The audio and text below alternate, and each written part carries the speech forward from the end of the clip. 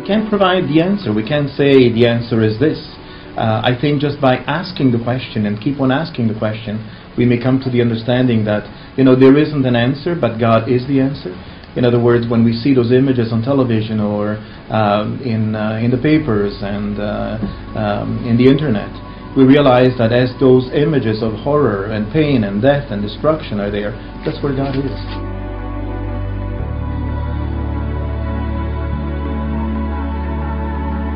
So people are very conscious of the fact that we cannot sit idle and say we're Christian and look in and say, oh, too bad. It's too bad that something like that happened. We don't question God. We're part of a life experience where we have to deal with issues as they happen. And someone dies. What do? Just give up? No. We have to speak hope again. And we have to speak about the fact that life is something that brings us together and makes us experience something new again.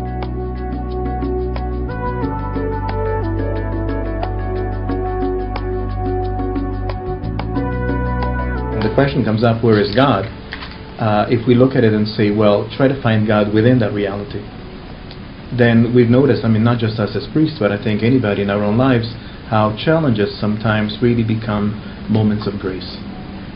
And that we really discover the presence of God right in those moments.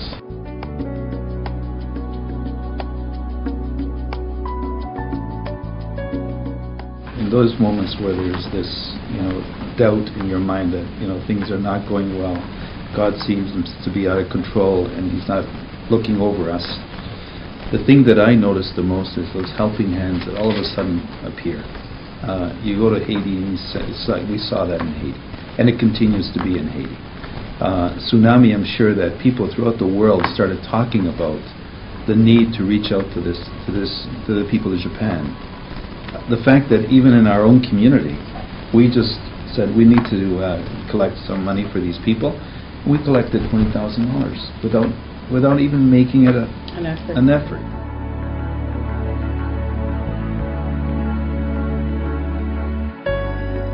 At Jesus, and this is my spiritual journey that I offer on the table of dialogue. I'm not imposing my faith on anyone, but this is my journey.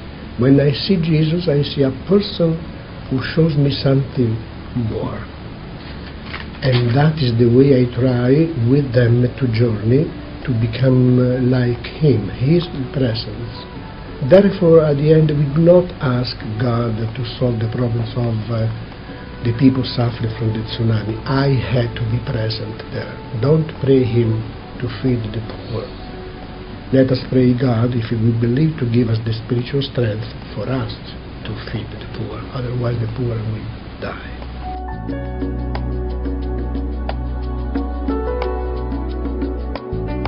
It is a place where we meet people and we talk about what we're all about. In fact, the fact is that Jesus was nomadic.